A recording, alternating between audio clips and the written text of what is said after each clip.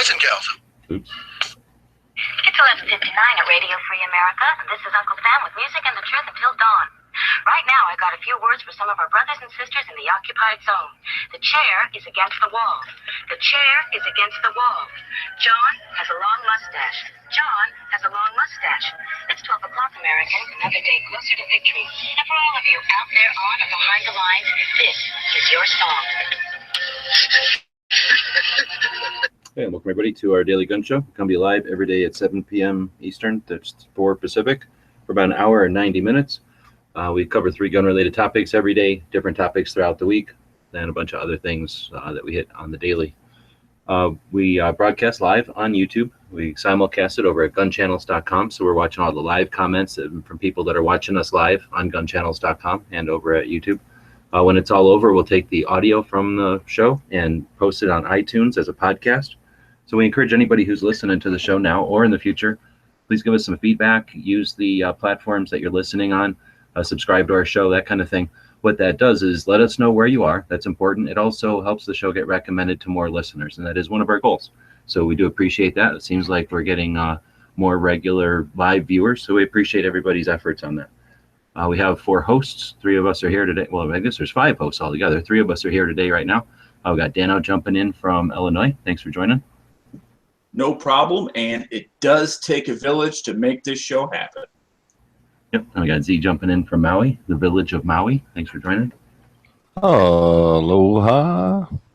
And I'm down here in the village of Alaska. Or, I mean, what am I saying? Arizona. I keep forgetting what state I'm in. Let's see. So we're in episode 265. We'll be talking about novelty guns today. We'll be talking about gun accessories in our gun business portion of the show. And then, like I say, all our daily stuff, a gun a day, gun show at the gun shop of the day, etc. But before we jump into all our daily topics, we usually take a break at the beginning of the show here to see if anything happened overnight, anything worth talking about. I just put links, both internal, external, and on YouTube.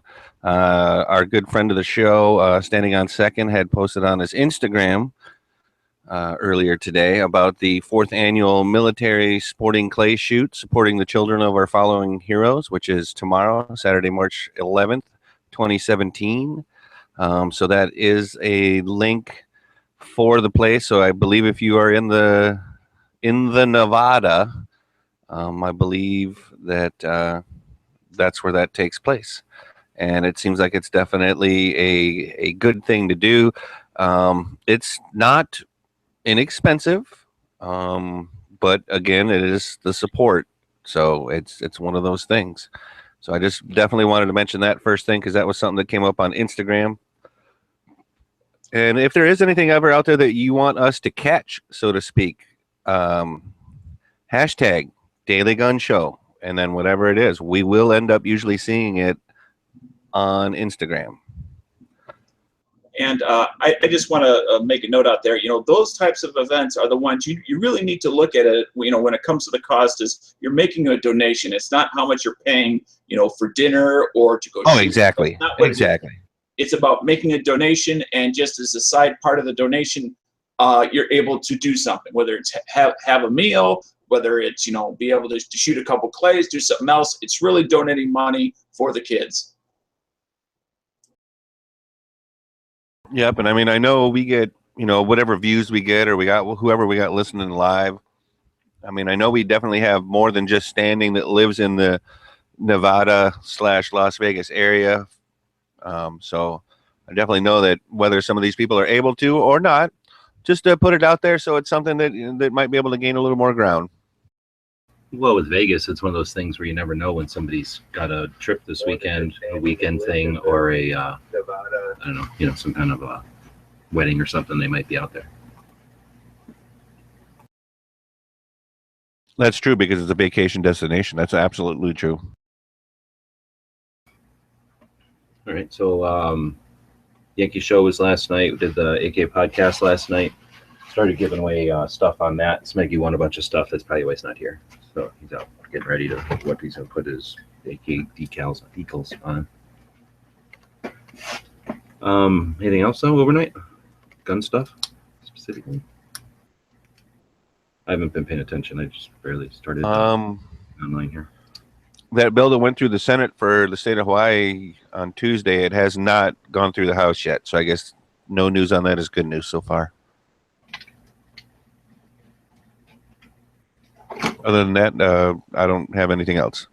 I say we dig into it. So we're it's episode 265. We're going to be talking about novelty guns for our alternative gun topic. Novelty guns, guns that are fun but not necessarily practical. Dano. So where do we want to take this one?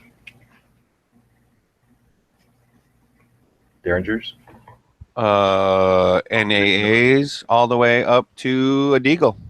All 9 Or a 500 Magnum. Any 9mm gun?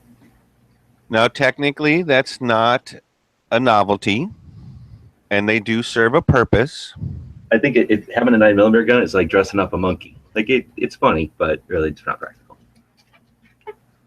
Well, then I ought to just be laughing my butt off. All right, so seriously though, novelty guns. Seriously, novelty guns.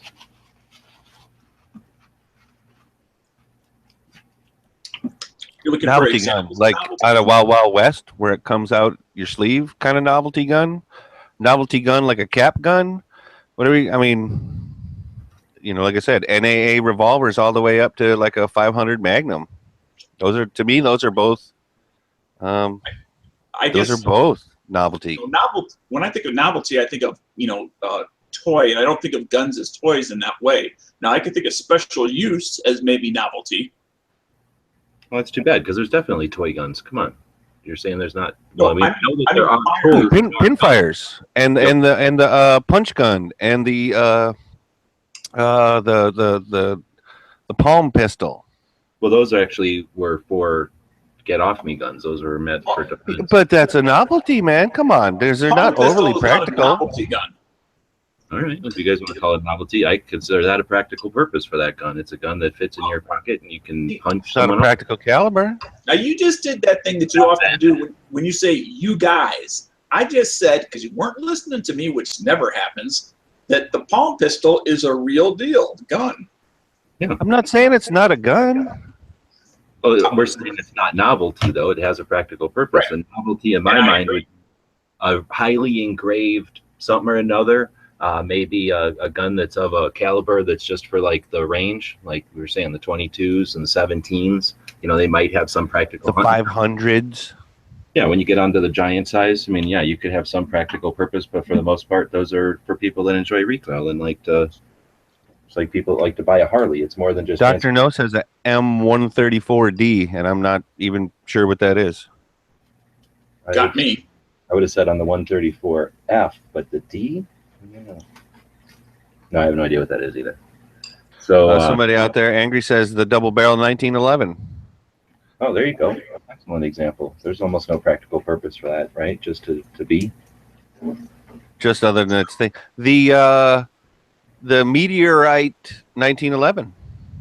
Yeah, exactly. So I guess that's why I count some of those old West like poker guns or whatever as being practical, as opposed to novelty.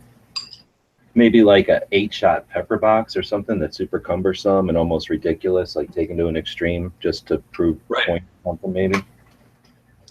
Yeah. What about the what about the cop? Is that Cops? No, they're practical, dude.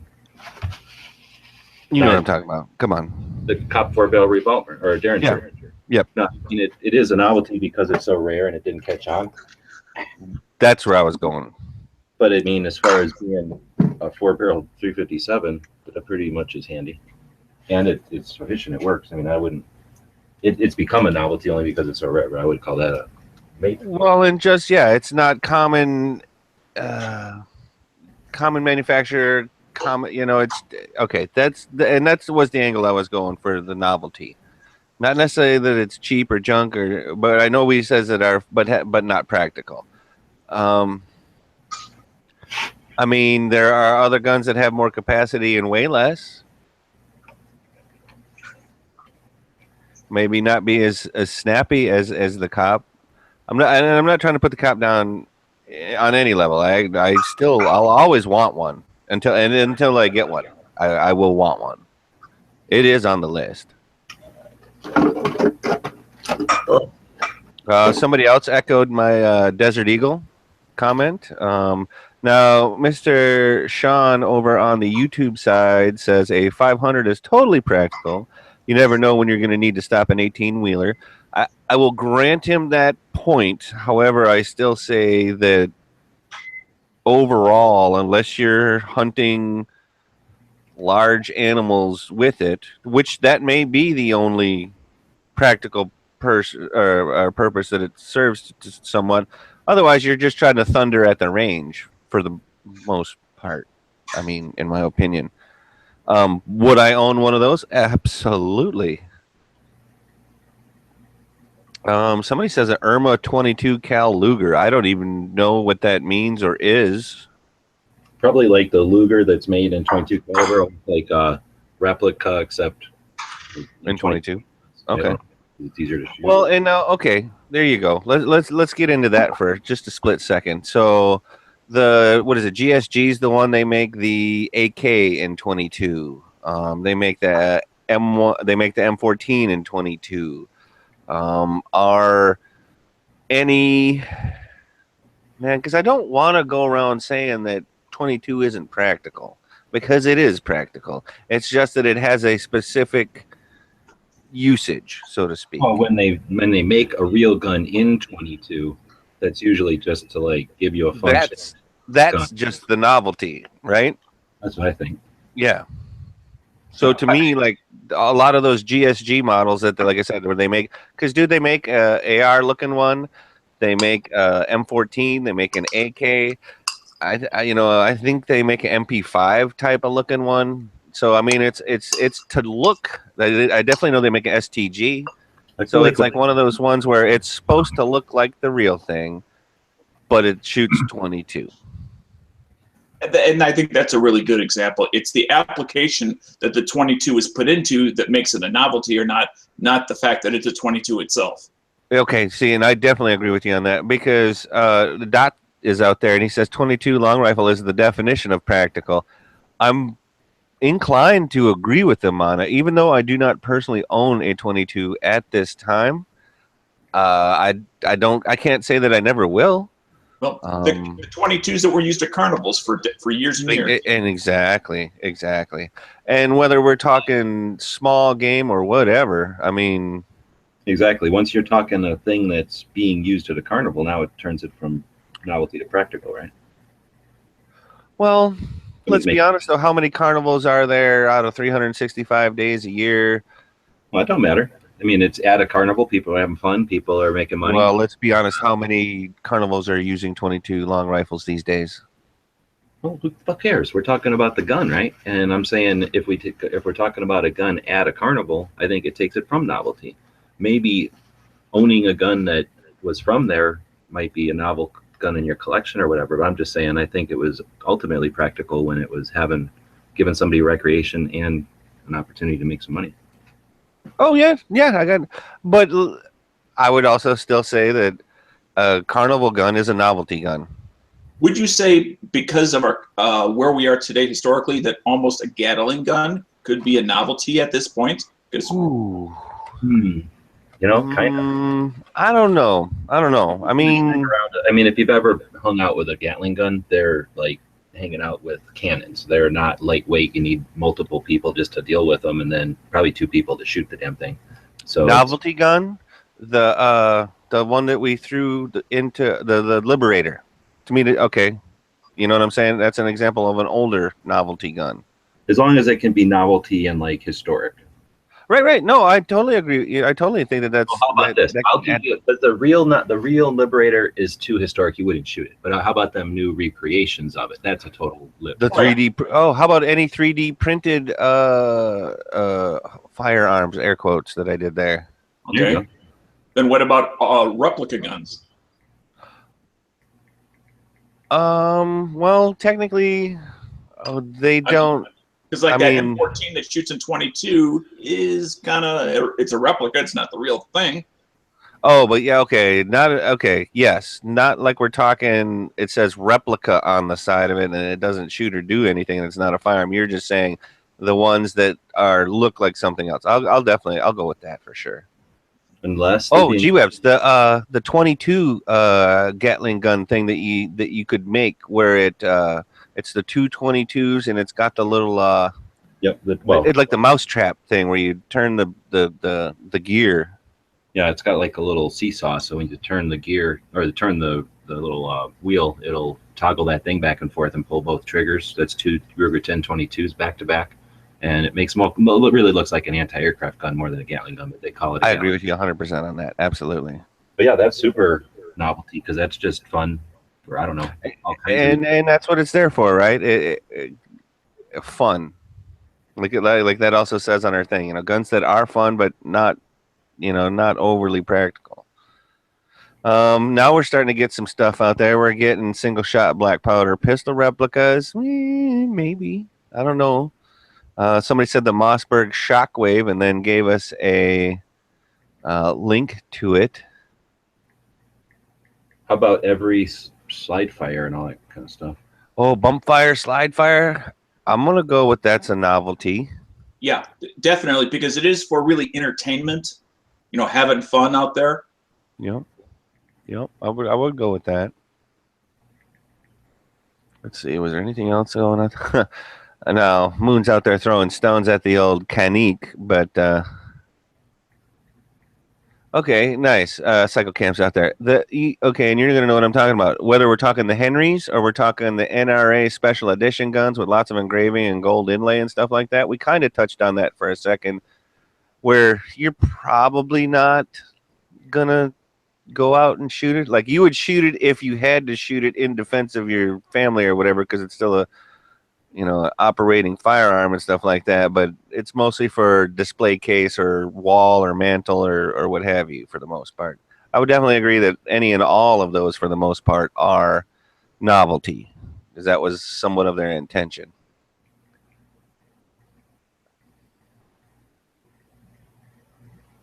What's your thoughts about the zip gun?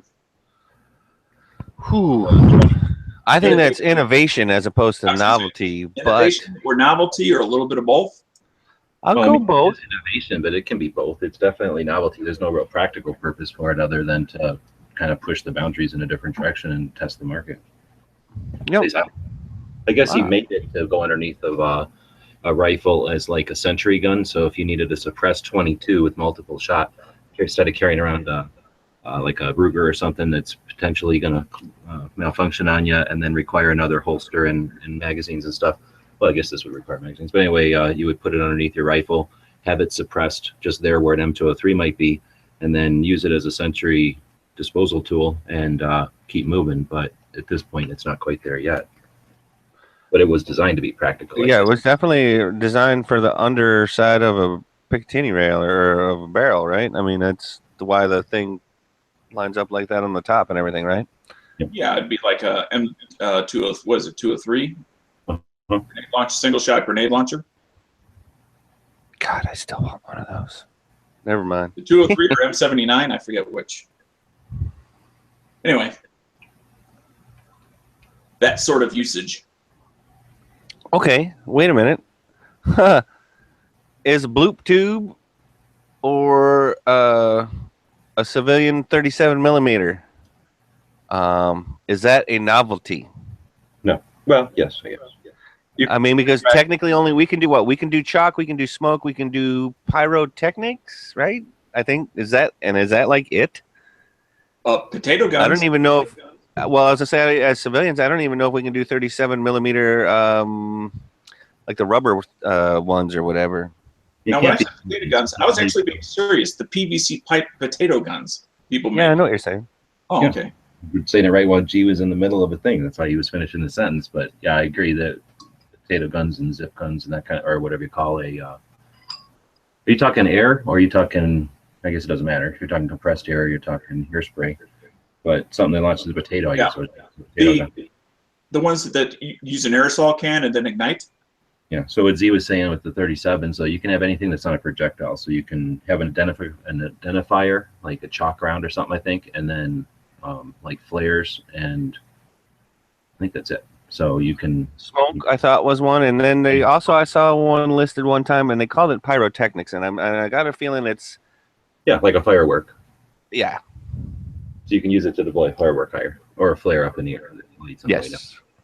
But yeah, those things are definitely fun. How about their cannons count? Like little 10 cannons? Oh, definitely. Like the like your little ones? Absolutely, dude. That's definition of novelty right there. Super fun. So blunderbuss? Kind of no point. Oh shit. I'll go with yes because whether it's a CNR or what have you, it's not an overly practical weapon. I don't even know if I get to call it a firearm, right? Because the powers that be, I don't know that they count that as a air quotes firearm, but so you know what? Then by that stretch, we were talking about the replica black powders, and now we've kind of gone a little bit farther, almost into flint or matchlock. Now, are we kind of saying that most of that CNR stuff is going to be novelty, sorta? What? Well, CNR. okay, and I don't mean all CNR. I just mean, like you're saying, the blunderbuss. So I'm also equating that to other matchlock and other flintlock.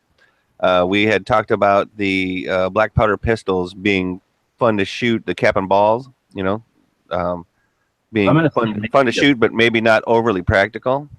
Maybe a replica, but the real ones were definitely made with practical intent, both for hunting and defense and offense, really. Yes, but practical was the word there. Yes, it can be used for those things, but is it an arrow? They're ultimately practical. Just when you compare them with what we got now, they're not as practical. But yeah, I mean, they're still the most efficient way to take out somebody at a distance. True words. True words. Oh, okay. Cave Dave's out there, and we kind of hinted on it because we didn't talk about any blank guns yet. How about the cannon? What is that? The cannon. It's you put AR-15 thing that looks like a grenade launcher, but it shoots a can of soda or whatever. Yep. Okay, yeah, I think so. I mean, it might be practical to launch a T-shirt or something if it can do that, but winging cans of soda are pretty fun. I've been around when people are doing it. Yeah, I've as many videos as I've seen of it. I wish we could have those here. Oh, you can't even press T-shirt guns. Oh well, we can't. No, this one actually you have to have 20 the blanks and everything like that. It's not like you would be firing that off inside of somewhere. Still goes bang. If you're talking a T-shirt gun, though, that's practical, right? I mean, that's right, and that's different. And that's usually pressurized air as well. Whereas the cannon will knock your teeth out. Whereas the T-shirt gun, not so much. But I guess it could be novelty. But the cannon definitely novelty. Nice. Oh, geez, angry, throwing the gauntlet down. He says smart guns are pure novelty. Can evil be novelty? I guess. Well, first of all, it's not entertainment, so I don't really think it fits the definition of novelty. Well, sometimes novelty is funny as well. And but it's non-existent.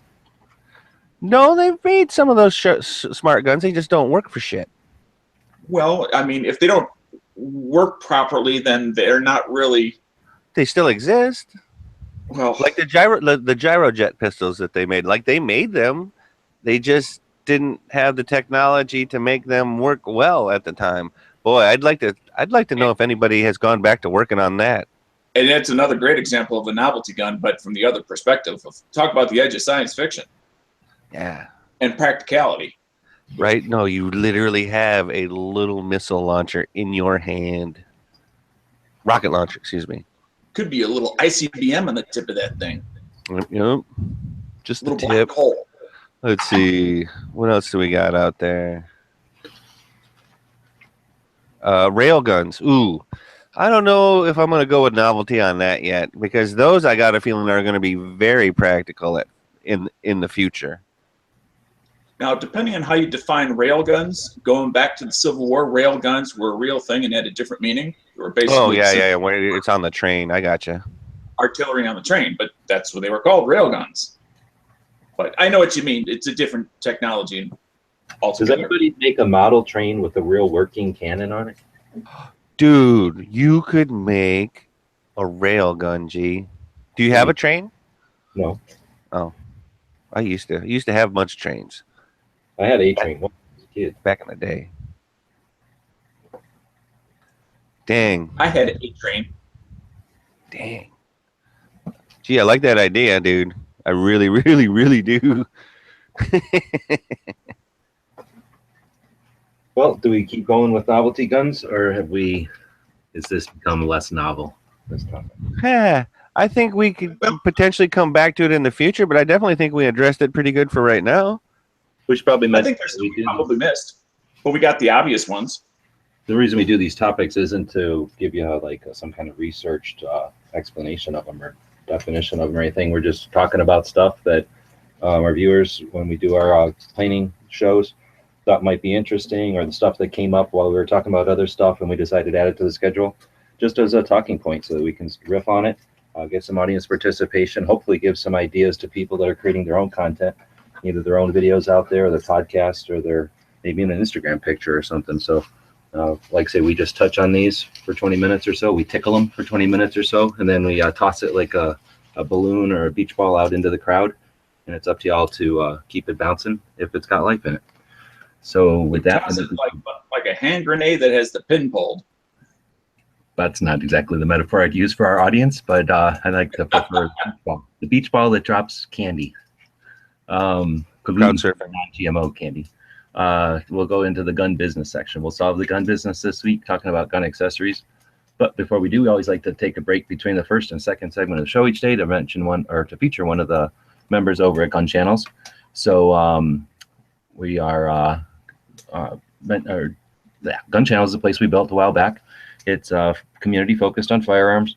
Let's see, it's completely run by the members. So that's why we feature a member each day. This week we were featuring members that had posted stuff on the front page of Gun Channels whenever we were filling out the schedule for this week. And so this Friday we were featuring Brandon, but not the Brandon we usually do with, Brandon Annette.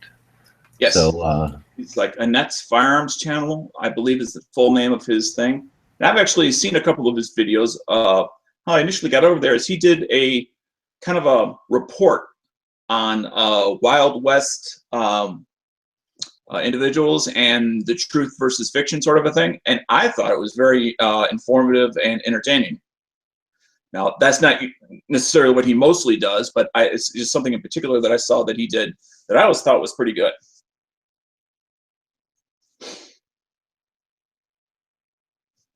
I don't know the dude, but I'll definitely check into what he's got going on. was that his YouTube channel, Daniel, or Gun Channel Yes. channel? Okay. His YouTube channel. Yeah, that might be interesting. I'm kind of working on something like that for a project right now. All right. But So I have seen him out in the chat. He usually doesn't type messages very often, but I have seen him on the Gun Channel side.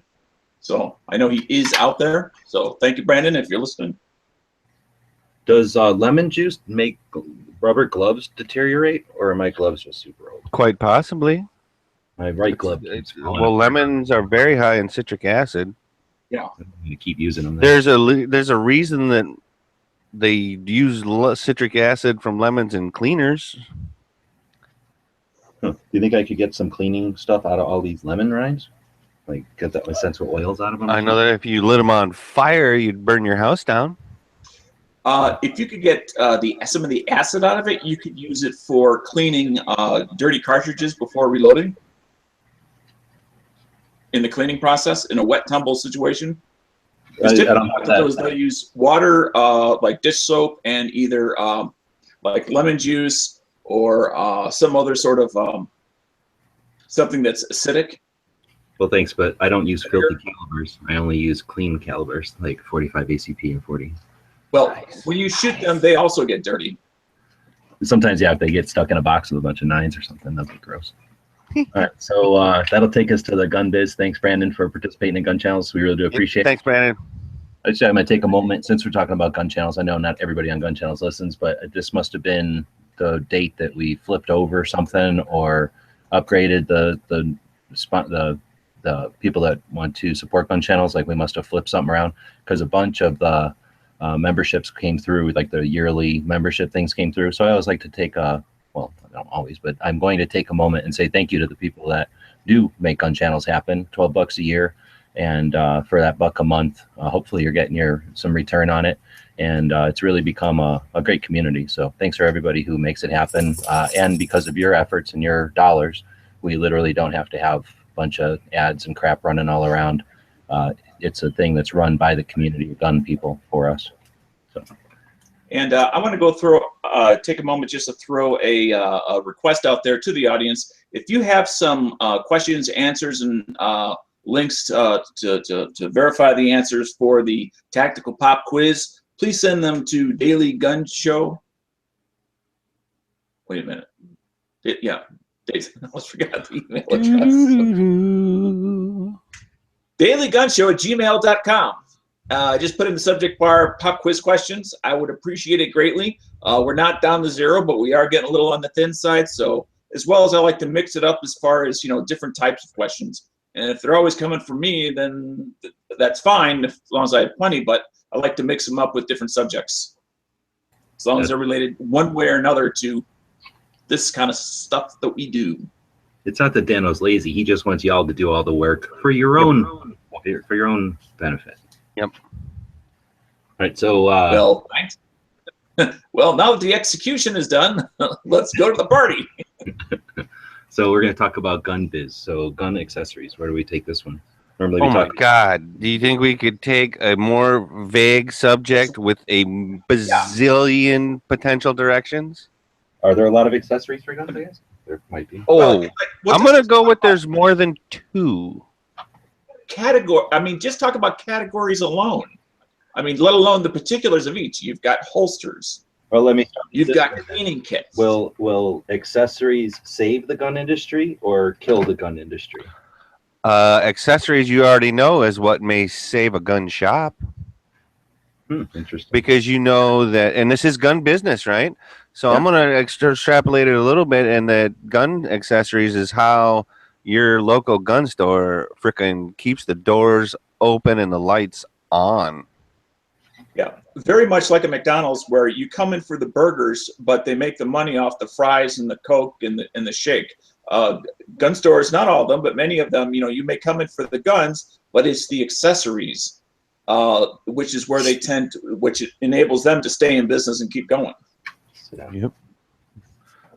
So, like Dana was starting to say about, holsters, lights, sights, gun parts, reloading equipment. Exact. Yeah. Like there's just grips. Oh, nice. Here you go. Who angry's out there? Sights, rails, finishes, bayonets, mags, slings, optics, brakes, flash hiders, grips, screws, etc. Yes. Thank you. Well, a lot of that I consider parts, though. Accessories is like your lights and your different types of grip.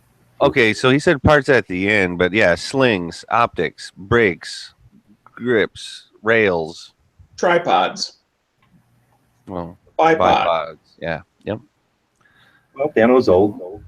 Well, that's what I mount my water-cooled Maxim machine gun on. Nice. So I guess the reason I asked it like that is it possible that with too many accessories, you just frustrate people with too many options, and potentially they just say, I'm good enough as it is. Since I can't put every option on, I'll just leave it. Well, and let's be real.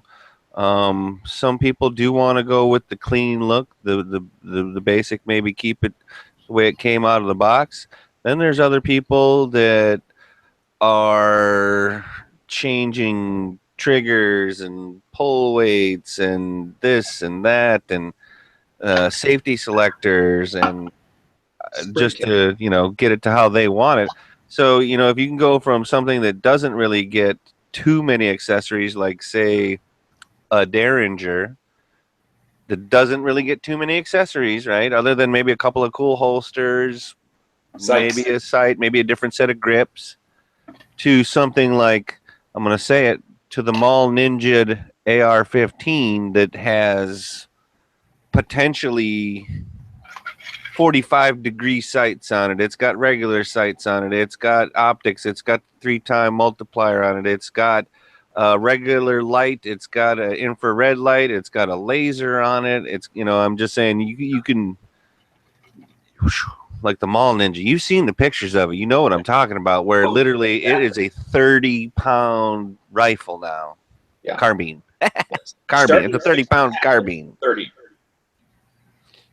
But the other thing is rifles that have themes. You can literally, we happen to know one person that has probably somewhere more than 100 themes, or potentially. I mean, it's almost endless as far as if you want to take a simple platform like an AR, and literally there are so many options out there for personal taste, not necessarily needs, but personal taste. You just want to do something different.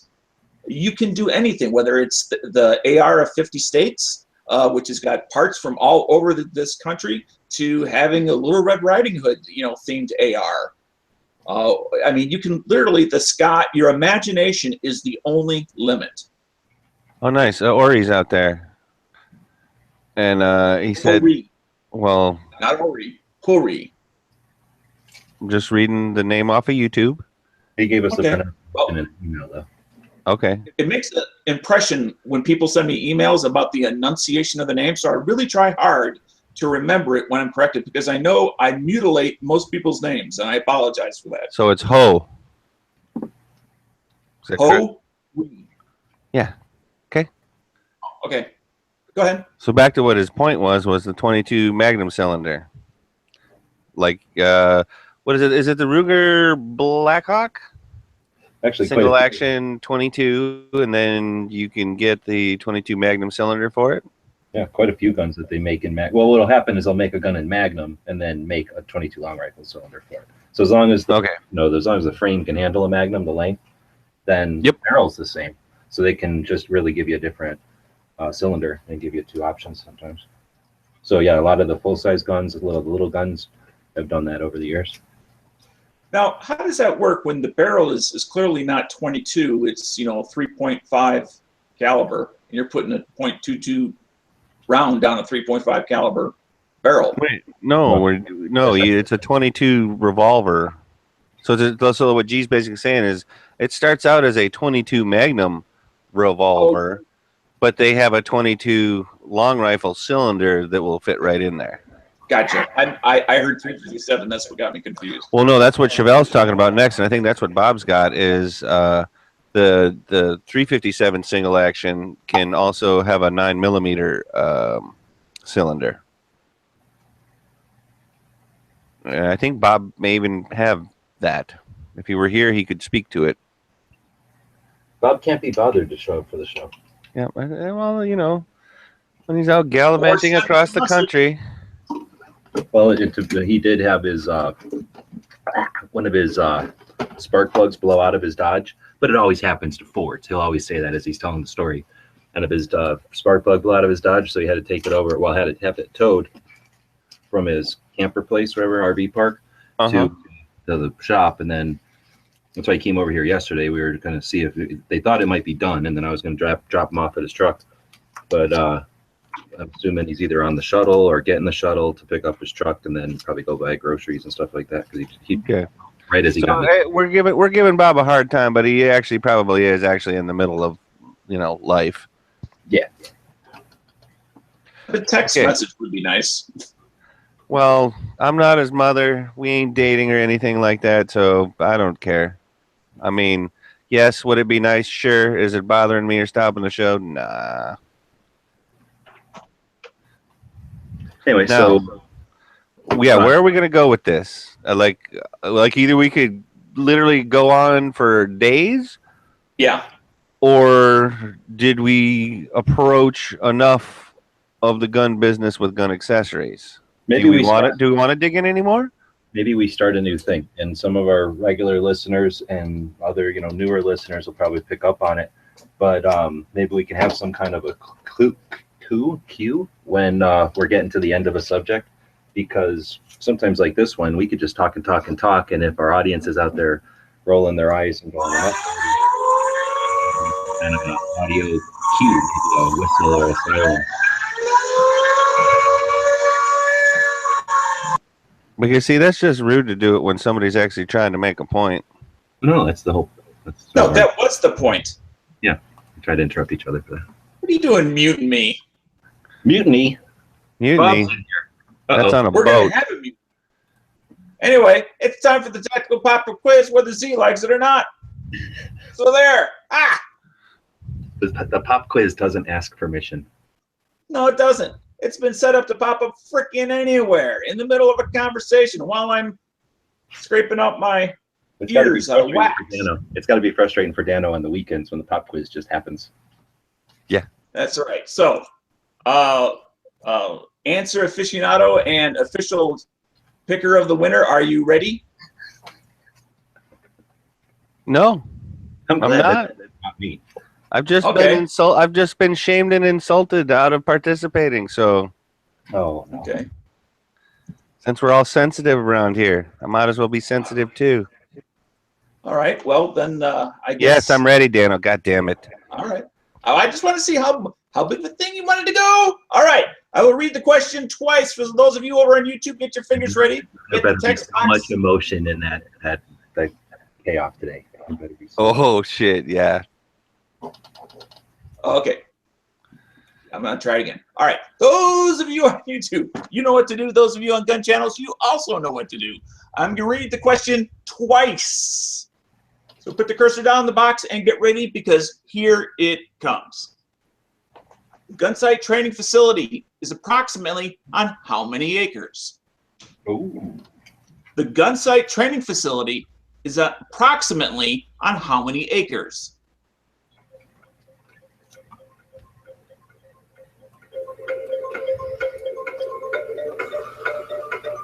That's in Prescott, Arizona. Moon is incorrect with 700. 175 is incorrect. 90 is incorrect. 2000 is incorrect. I can tell you how long it takes to drive around on it. 95. Nice. Gee, that's even more. That's more important. 320. Wow. 3280. 7,000 incorrect. Now, I will say that the training facility that tried to do a one-off of their name has a dramatically smaller facility than what Gunsight has. All right. By the way, Sean Ponnery, we're going to actually let you know that the question is gun site training facility is on approximately how many acres? Sean Ponnery. And make it to the nearest hundredth. Don't worry about the tens and the single digits. Dr. No, unfortunately, 210 is wrong. Patrick, as far as I know, 3280 is wrong. 2,500, 32,000 is wrong. 2,500 is wrong as far as I know. 2,700 is wrong as far as I know. This is from their website, where it came from. Yeah, tell that to Mr. Cheesedale. Teasdale. 2001 is incorrect, I believe. So many close answers. 2750. Ooh. Oh, bing, bing, bing, bing. I'm gonna give it. All right. To Buzz Bombs Gaming and Guns. How do you say his name again? Buzz Bombs Gaming and Guns. Buzz Bomb Gaming and Guns. Congratulations, you are the winner. It is over 2,800 acres. It is huge. So congratulations. Damn, and then no actually guessed 2880, which is probably the actual answer. But we already gave it to Buzz Bombs Gaming and Guns. Yes. So head on over to the dailygunshow.com/pop quiz. Fill out the form, put your first, second, and third choice, and congratulations. That's on the on the YouTube side this time, right? Yes, that is on the YouTube side. I don't know what happened, Gun Channels, but Not that we're disappointed with gun channels. It's just that we're all sad. no, we're not mad. We're just disappointed. Mm-hmm. Like Gun Channels, you have so much potential, and it's just sitting there. Well, G said sad. That's the same as disappointed. No, not really. But anyway. Kinda. Buzz Bombs Gaming and Guns. That makes you the last of the week tactical pop quiz. Hot shot. Oh, it's back. He's got his mojo back. So good job, bro. Way to make it happen. And nice. Actually, you know what? I like to see a little bit of reality over on the gun channel side. We lost fair and square, and then I got a true. So like, you know what, you guys, good job. You know, way to be real. I appreciate that. And again, thanks for all the audience participation. You know, if you ever do get any of these winnings, you can always share it on social media with the hashtag Daily Gun Show. Who knows? Maybe there'll be a Instagram or a Daily Gun Show pick of the week. Who knows? Oh, Who knows? that would There be could a be all bonus. kinds. There could be all kinds of other winners going on out there. Before we move on, G-Webs, you've been there, haven't you? Gun site? I've been to both. Now, obviously, 2,800 acres is a huge amount of land. What is the place like, and is it all kind of the same, or does it vary? I don't know. What do you mean? Like, is the whole place like a giant grass field or something? Is it like all flat? Is it all hills? Is it a mix of flat and hills? Is there a river? Gee, down on 2,800 acres, there might be a little bit of different landscape. Yeah, that's why I'm asking for someone who's been there. I have not. Okay, so can I answer? So this is Arizona, and I'm scrolling into the Prescott Forest, past Prescott Valley, almost all the way up to Chino Valley, and now I'm going to flip it to Earth, and we'll see that Route 89 there. Actually, it might be on the other side of Chino Valley. Let's scroll up. You can see it on the map here. So if I go back to the map, this is Prescott down here, Prescott, Arizona. There's Flagstaff, Arizona. This is, Vegas would be right out of reach here. So it's about equidistant between Vegas and Flagstaff if you're on the crow fly kind of thing. So I'll zoom back in here, just north of Chino, and flip it to Earth. And once you get off of this road, there's a thing called Gun Sight Road, and you go down it. Actually, I think you go off here, and then here, and then here, and then once you get to about here, you're on Gun Sight. And there you can see it. You got this road here. Let's see. You come in the gate here. You go up and around. And is this that's not the main place. This is the main place. So, no, it isn't. Is this the main place? Looks weird from there. Anyway, so you can see there's ranges here. This must be the, here's the main area. So here's the main area. This is a giant classroom. This is a, what do you call like a store at a golf club? You know, like a pro shop? Yep, that's a pro shop, sir. This is the office where you come in and you join in. I think this is just the regular offices. So as you drive up, this is the gun sight flag that people see, or in pictures a lot with the crow, or the raven, I guess. And then Raven. sign in. So let's say you're going to go to a class. You go down this road. There's ranges here, short ranges for pistol classes and stuff. You keep going down this road, and you can see there's something here. So this is probably, oh wait, is that his house? That might be dude's house right there. It's when he built the place. He had a house there. So you can see here, and you drive down this main road, and then like you'll pull off. Here's some ranges here, some more ranges. There's quite a long range there. Somewhere at the shoot houses, they were off to the right. So this possibly could have been one of the, this is the shoot house that I think I did that video of. So you see us walking up the stairs here and into the shoot house and then back out. And then if you keep going down the road, there's an airplane somewhere. And then you get into the real long range ones. So that gives you an idea, I guess. It's something like, I don't know if they're going to show me the boundaries, but it's probably a good chunk of Arizona right here. Is this a range up here? This might be potentially some more bays. I don't know. So pretty big. So they use all of that 2,800 acres is almost what you're saying, just so that they can have that many different things going on, you know? Yeah, the ranges are for the most part separated. Actually, this might be where the airplane is. I can't tell. And then somewhere there's like a platform and you shoot really long range. But anyway, to put it in perspective, that's that building we came in and then drove past these ranges and you drive around, right? So if it's, you know, this big on my screen, a good quarter of my screen, let's go over here. I mean, that's a good chunk of this town up here. I mean, it's as big as a small town in there. It's a pretty big place.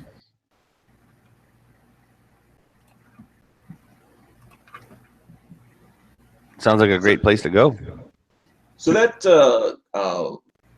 foliage that I kind of see on the hills there, are those cactuses? What are those? Like It'll scrub be- trees. yeah, It'll be Arizona type of desert. So it's like plants and cactus and scrub and shit as high as your knees. Every once in a while, something it's like up to your shoulders, your head, and then that's about it. So, and then mostly nothing. Mostly just rocks and a bush here and there. So you can see pretty far. If you're looking for rabbits or something, you'll see them. Anything like a deer, you could see from a mile away.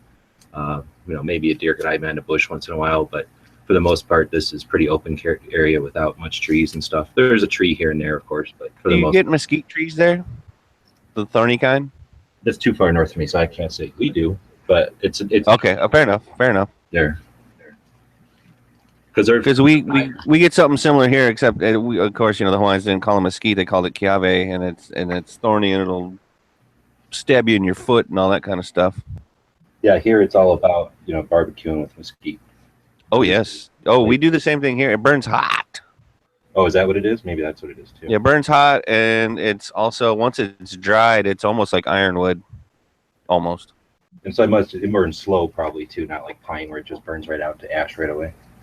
I think you are correct. There's a little more longevity happening. But anyway, this isn't charcoal channels. But I am curious as far as what do you think the usage is? Because it seems like they have a huge amount of capacity there.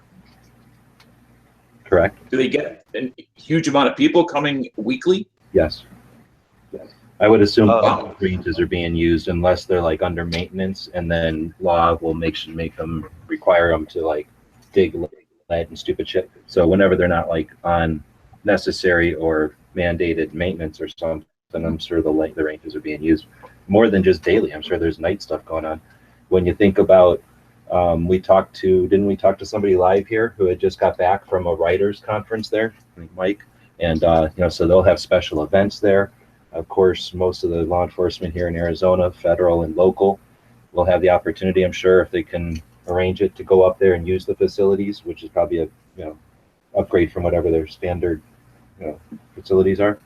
And then other instructors who will, I'm sure, schedule some time on open ranges to do their own classes on their facilities, kind of thing.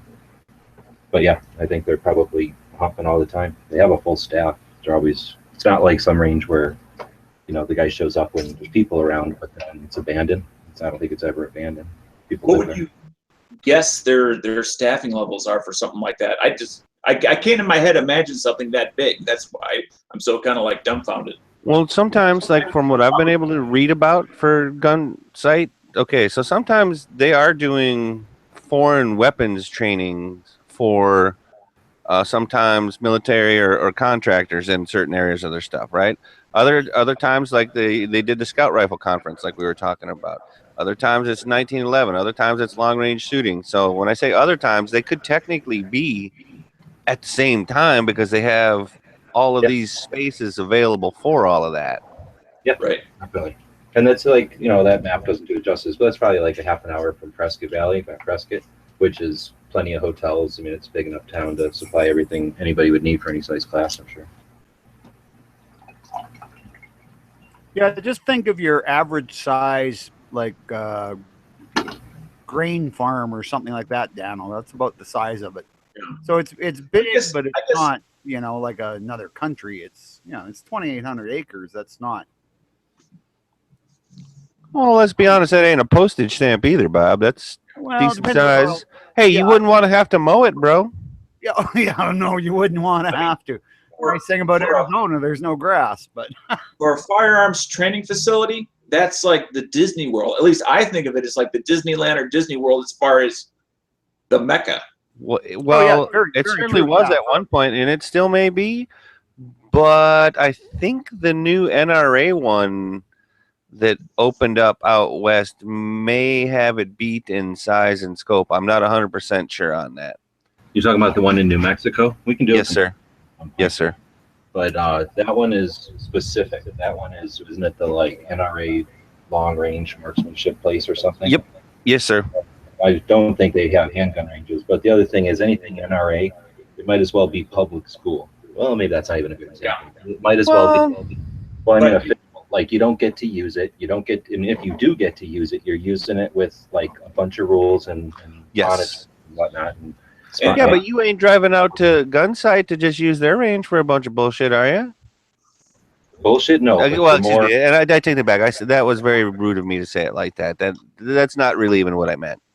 But stuff that's outside the realm of NRA square range, hell yeah, that's exactly. Oh, absolutely yes, absolutely yes. Learning how to kill bad guys. You go to NRA to learn marksmanship, and maybe you can apply that to hunting without getting yelled at. But you don't apply that to killing bad guys at NRA. I will agree with you 100% on that. I definitely agree with you in that you're not going to get the same stuff out of the place that's in New Mexico compared to Gunsight. I definitely agree with you on that. Definitely no argument whatsoever. Going there for their fancy long range stuff, I'll bet you New Mexico's even better because it's probably flatter and bigger, and it's NRA, so it's probably deluxe. Their stuff is usually pretty nice. Well, there's supposed to be something about being able to stay there and this, that, and the other thing. Did it just open like last year, or the year before, or something like that? Like it's relatively new, and I know they came out with a few videos on it, and the place looks fantastic. It wasn't there in 12, otherwise I'd have been to it already. And I didn't know about it when me and Bob were over there because we weren't too far from it. We would have gone there. I didn't know it existed until right now. Oh yeah, but like if we're comparing apples to apples, sort of, like crab apples or whatever to sweet apples, I would still rather prefer, if there's an order, I would rather go to Gunsight before going to the NRA place. Absolutely, because there's also going to be more variety of classes to be able to take at Gunsight as well. Now, if I could just take this a little bit longer, just for my own selfish purposes, do they offer what I'll call the 2-day sort of weekend classes for concealed carry type focuses there? Probably, but I haven't looked at. I can't afford to go there, so I've never looked at going. What I'm wondering is, this year I have my training class that I'm all set up that I'm going to do later on in May. And I've thought of it in the past, but I always thought, well, it's too far, and it's like, well, maybe if the money seems to work out, well, that might be in the realm of possibilities, but I haven't gone to that next step to find out, do they offer the kind of stuff that I am interested in? Man, I would definitely look up Gunsight, the website, and they will have a full class curriculum and offerings of when they are available, because some are going to be available all the time, and then some of their classes are going to be offered at different times. You know what I'm saying? Like some, you could go any time of year and take this particular class, but then there's going to be other offerings that might only be every 3 months, for 6 weeks or whatever type of thing. Okay. Well, thanks for indulging me. Oh, yes. Nice. Thank you, Psycho Camp. He posted a link to the NRA Whittington Center. Yeah, I see that. Thank you. We love that audience participation. Yep. Part of what makes this show work. Yep. That, and send your questions for the Tactical Pop Quiz to the dailygunshow@gmail.com. Just make sure you put in some sort of reference for your answers, and I will greatly appreciate it. That's loosely translated. It means Dano's running out of ideas. So come on, guys, got to help him out. He's old. I don't know. I don't know that that's what he said, but Dano greatly appreciates any assistance. Absolutely. We can just leave it. I'm tired of picking on Dano. All right, so then we'll go into the gun shop of the day. No, I got a question. Is this the one that I think of when I hear that name? I don't know. I was thinking that too. I haven't looked it up on their website or anything, but we try to mention a website or a gun shop every day. When we started doing the show over a year ago now, one of the goals to do a show about guns every single day is so that we can feature some of the unique and interesting gun shops that are out there, and ideally, however many 20 weeks times 5 is, no, it's like 20 weeks, 50 weeks times 5, 250 gun shops a week or a year. That would be great. So we've got one from, I think it was Squib sent this one in. I forget now. I think I noted on it who sent it in, but somebody sent this one in on the email.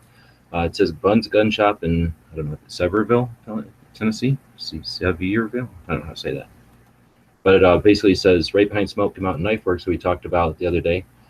It says indoor range, lots of inventory, accessories, targets, clothes, tactical bags, gun cases, concealed carry purses, tannerite, and safe. So it sounds like a pretty full gun shop. And if it's the same Bud's Gun Shop that we're familiar with as being an online retailer, then that would make sense that they've got a big retail location, I guess. I didn't realize. And when they talk about large amounts of inventory, that would explain where that comes from too. Yeah, and that would make sense. If you got a large physical inventory, why not capitalize on that and have a big web presence? But I had no idea it was behind Smoky Mountain Knife Works. I mean, literally, I was just there in 2012. I don't know if obviously Hickok hadn't already been on their payroll or whatever then, so it wasn't on my radar, but it was on my radar as an inexpensive distributor, or a distributor of inexpensive AKs. So I would have definitely stopped by if I would have known. I didn't see much signage for it, so I'm wondering if they moved or if they're there just recently, or if they just don't have a lot of signage out there. But it's like some people in the chat are responding that if that this because do you even watch Hickok 45 videos anymore, G? I mean, oh no, here, let me put it this way. I've only ever watched like 4. I watched him before I did YouTube videos. I thought it was neat how he had that range. But like everybody else will say, I have a grandpa. I don't need some old guy to tell me what he thinks about guns. So it was just never something that necessarily appealed to me. And then whenever, and then after a while, I just had no interest in watching his stuff. Even less. Fair enough. But I'll relate to you that I still watch Hickok 45 videos, and over the past couple recent years, you know, which is obviously long after you stopped watching, that Hickok 45s, he's usually giving a shout out to Bud's Gun Shop. So it's and Hickok is in Tennessee, so I don't want to assume, but it seems like it is, and yes, I believe it is pronounced Sevier. Sevier, Tennessee, really? I think so, like Sevierville. Sevierville, okay. Interesting. Well, yeah, that kind of makes sense. So yeah, so then that would make sense on a couple of the other things that we were talking about of, like we said, lots of guns and stuff like that. And we'd like to wish Dano a great evening. Oh, and I had to take off. He did. So right after I said I would stop picking on him. I've just gone through my 5th. He didn't believe you. Just trying. Oh no, it's both pairs this time. So that acid must be eaten through this latex. It's possible, man. Especially depending on because it'll make stuff gummy that's gummy already. You know what I mean? It'll acid destabilize molecules. Okay, yes, nice. And Scars is out there and says, yes, that's one of the Bud's Gun Shops. Okay. Oh, they have more than one location then. Yes, I believe they have at least 2, because if you ever know, and again, if you go onto the website, sometimes it says warehouse this or warehouse that. So then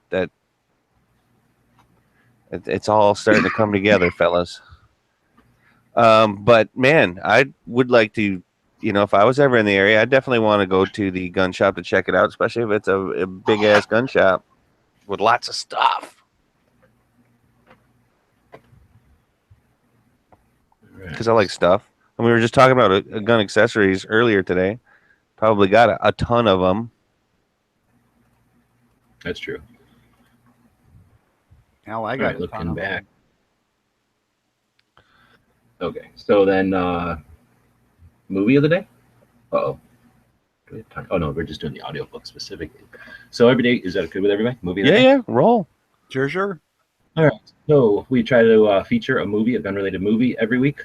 Or every week. On my mindset here. We try to feature a gun movie every day, every single day that we do the show, to remind people of a movie you haven't seen in a while. Hopefully as a service. So if you're watching Netflix or whatever, or Amazon, you thinking you've seen it all. Maybe we mentioned some cowboy movie or some war movie or some kind of gun movie that you'd think, oh crap, I haven't seen that in a while. Thanks for the tip.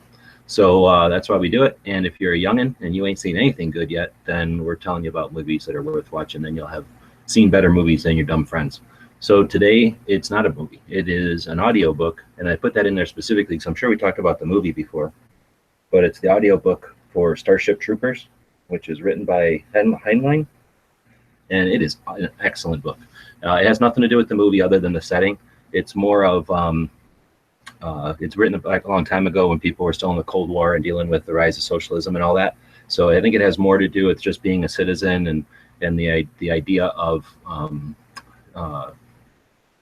what you do as an individual and how that creates a society as opposed to what society dictates you do to be a perfect piece of a society. So the idea of an individual can be a portion of a successful and thriving society by choice. As opposed to the only way a large state can exist is through force. And I think that's the overall point of it, but written in an excellent way. It's the kind of audiobook where I'm listening to it. I don't want to get to my destination. I almost want to just look for things to have to drive to so I can I don't want to put it down, So I don't know, I'm talking a lot about it. Have you guys at all read the book? Ever? Yeah, I read the book years and years and years ago. I'm actually thinking I should reread it.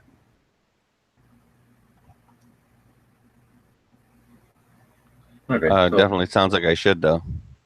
Yeah, we might not be able to talk too much about this one then, other than to say... well, I like the movie.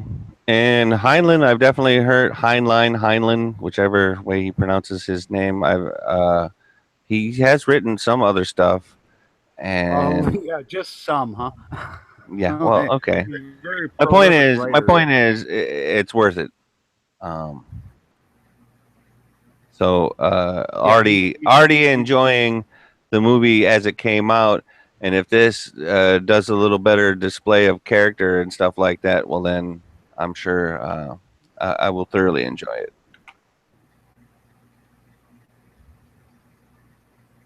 So I'll give it a thumbs up without even having listened to it.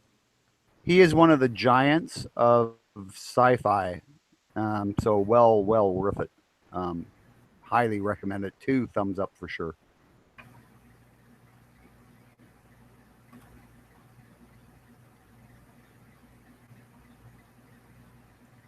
And sorry, I'm distracted by some stuff going on over there. So then that was the movie of the day.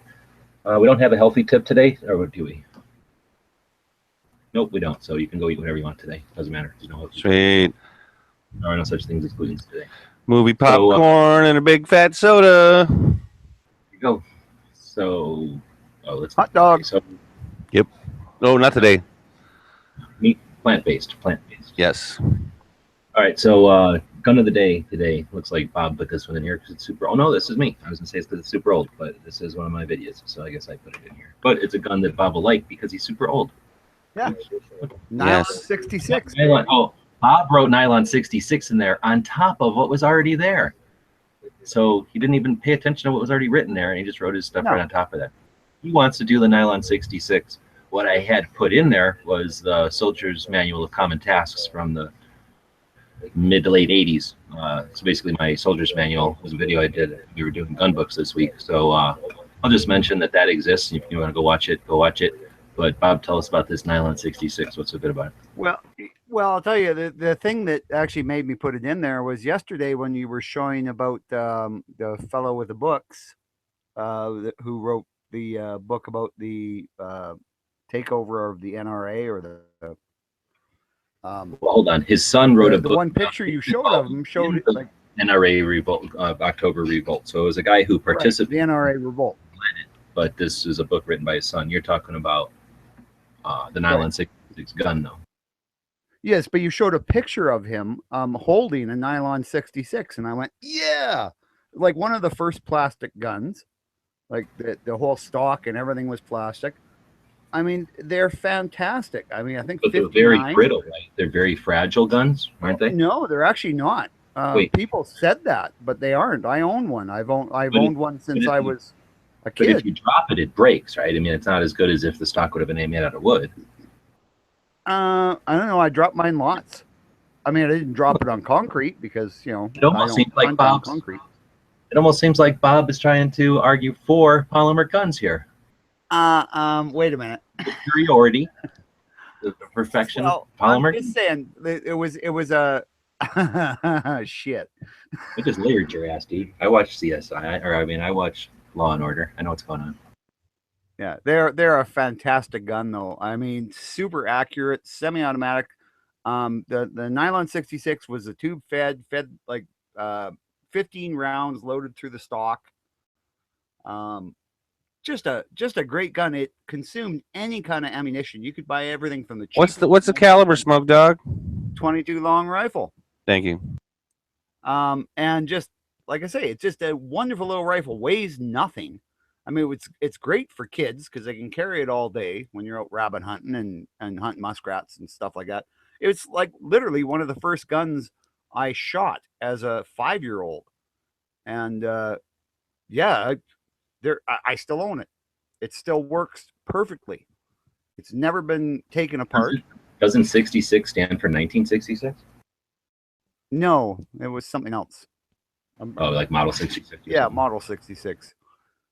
They did make a model that used magazines. It was not as good. I owned one of those for a while as well. Used a 10-round box magazine. The magazines were the downfall of it. They were expensive and they were all plastic and didn't work very well. Well, the gun itself, the stock you're talking about, is definitely a polymer. I mean, that's not, I mean, I guess you could call it plastic, but you can see the stuff in there. It's polymer. The mags were more of a plastic, I think. But you can get them with a tube. They had a tubular model. There's like 4 or 5 models, right? Yes. Yeah, they made one that was all semi-auto. Yeah. There was a lever and then a semi-auto. Was there a bolt action, single action also? No, not that I ever saw. The only ones I ever knew about were the semi-autos. Oh, no, there's definitely a lever, and I thought there was a third action. I don't think it was a pump. I thought maybe there was a bolt or something. Well, no, so there's different colors. They can be pretty rare. Old guys will collect them. If you're lucky and you go to a show, you might get an old guy who's displaying his collection, and it is kind of neat to see the... Hey, we got Artist and Tony out there with some facts, guys, all right? Oh, okay. Type 66 was the type of nylon used. Oh, that's right. There you go. And it was one of the first polymer guns, really. Thanks, Tony, by the way. Appreciate it. Yes, and they weren't brittle. Like I say, I mean, mine today is still, feels as solid as it ever did. And well, if we got Tony out there, I'm sure he's been to Bud's gun shop. Then it's right behind Smoky Mountain Knife. That's true. Yeah, no kidding about that. But definitely a cool gun. If you ever get a chance to shoot one, do it. You'll be amazed.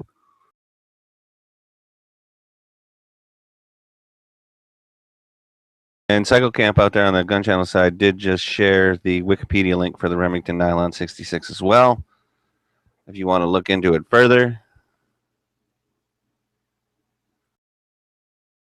Thank you very much for that. All right. Nice. So and Tony's brother did have Nylon 66. Nice. Surprised Tony didn't put wood on that gun. Like a wood. Well, it was his brother's. That's probably why. Come on now. So do the Russians have a Bakelite 66? Hell no, we didn't give them our nylon technology. Let's see. What did we have left here? We got healthy tip of the day. Drink more water. Walk. What? Don't park so close. Eat some freaking vegetables. You're just making up rogue healthy tips here right now. Right? But are any of them wrong? No, they're all good. Okay. Yeah. Okay. Like a vegetable bit. I thought we were giving everybody a pass today. You can. Oh, hell no. Hell no. Okay. I was trying.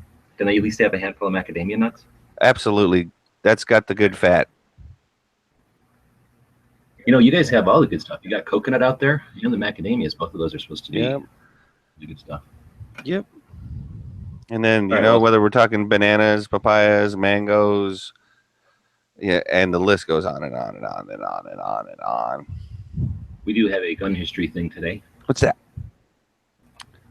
It's a good one.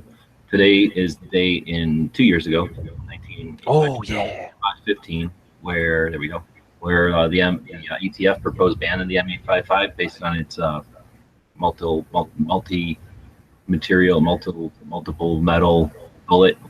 They were suggesting it should be considered armor piercing, even though it's specifically excluded in the actual, The existing law.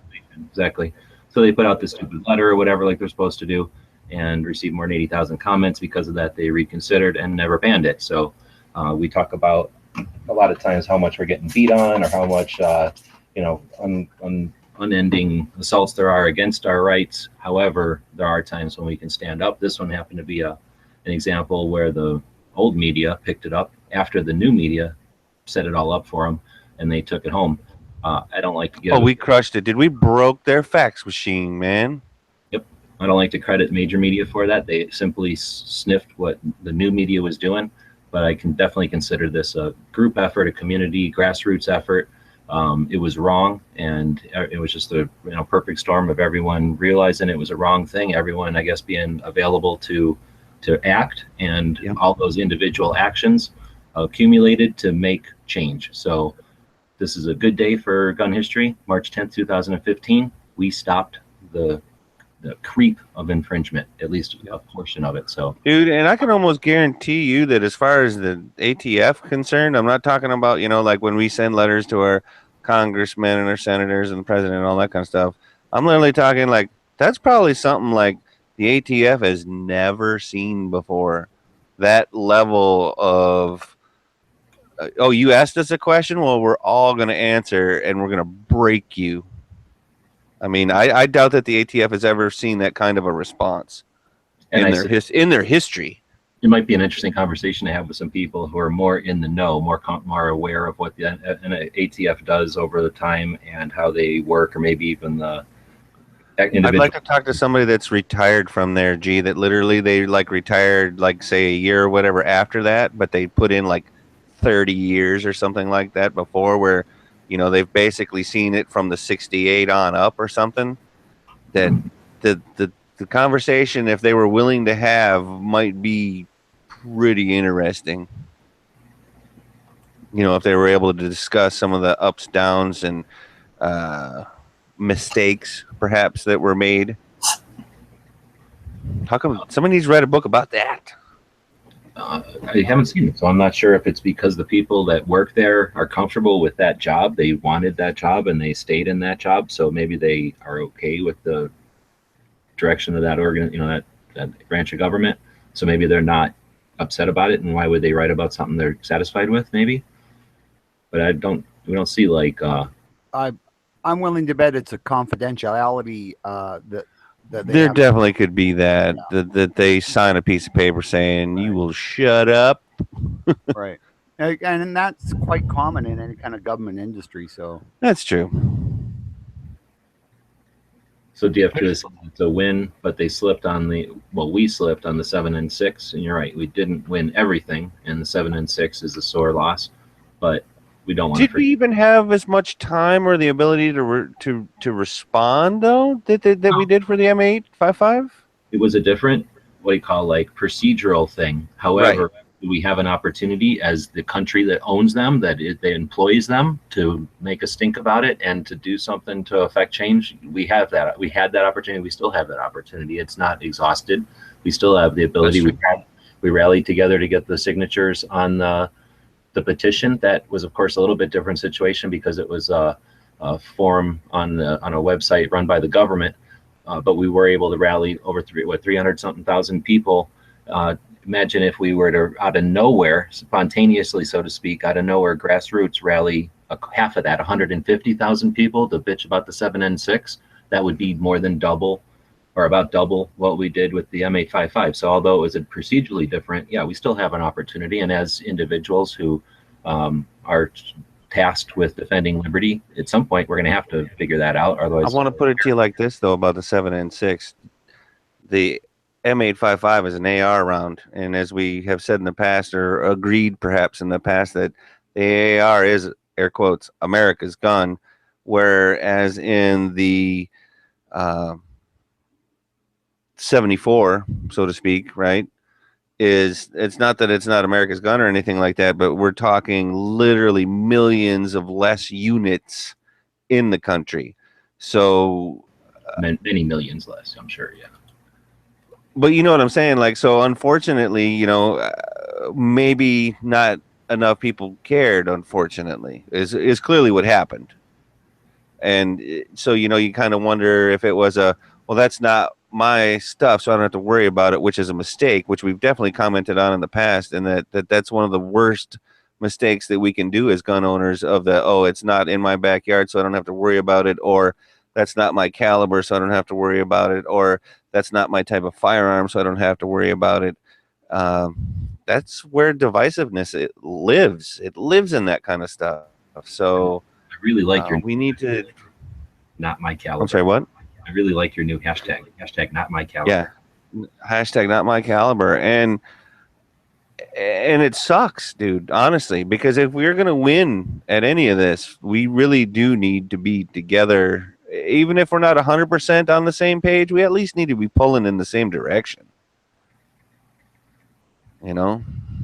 And all these wins and losses are opportunities for us to learn what we need to do and what worked and what didn't work. And yeah, we're not stopping. So anyway, that's the truth. The point is to talk about the stuff that's happened, both good and bad, and be fighting. Absolutely. So I think it said, Tony, I think he said he did. So I think he meant he did try to turn his brother's gun into a Woodstock. So I don't doubt that for blasphemy. a second. Nah, no. Hey, you ever seen Tony's work with wood, dude? Like it's no, I've seen it, but if you've ever seen the inside of a nylon 66, you'll know why that's just about impossible. That sounds like a challenge. Oh yeah, I don't know if I wouldn't be throwing down the gauntlet like that, but you never know. It could be cool. Well, if he can do it, I'd love to see it. And in fact, if he can do it, I've got one he can do it too. Let's see. What else do we have? We got the weekly wrap up, G. Well, I don't know. We always suck at that. I was going to say we could talk about gun channels tonight, but are we right on schedule? We're about an hour and a half, so that's the problem. We never get to that weekly wrap up good. I don't know. We suck at that. We'll have to keep working on it. I guess I could quickly jump back and talk about what we talked about this week at least. Although it's not the entire week of summary, but yesterday we talked about what if Red Dawn had actually happened, talked a bit about bullseye versus groups. Then we talked about the shooting events. No, we didn't, because we were in trouble with the calendar yesterday. Wednesday, we talked about carrying a blue or a stainless steel gun. Talked about the book 1984 and the movie, I guess. And then we had our tactical quiz. What was it this week? It was a whole bunch of pictures, and it was just the winner of whoever knew identified as many guns as. And Angry American dominated. Rushed it. Tuesday, we talked about ambiguous gun laws, which is kind of all the gun laws. Then we talked about lever versus bolt guns. And then, of course, we talked about New York, and we had the guys from Andalusia Armory who have owned a gun shop in New York come out as a guest. Let's see, on Monday, we started out with talking about using handouts, like actual pieces of paper, flyers, for Second Amendment issues. And then we talked about plastic guns, ironically. We started the week with plastic guns, and we're ending the week with a plastic gun. Yeah. We had one bad green this week. We had Steve Johnson. We had standing on second, DB Cooper. And then, of course, today we had Brandon. So thanks to everybody this week who was, I guess, at some point in the past posting on the main page of Gun Channels. Next week, we'll start off with episode 266. And tomorrow, we will have our planning session. So anybody that's interested, especially our Patreon supporters, you're welcome to join us live. We'll start at our old show time. That's noon here. I know it's 1 here. So 3 p.m. Eastern, noon Pacific. And we'll run for as long as it takes to schedule out the show for a few more weeks or a month or so.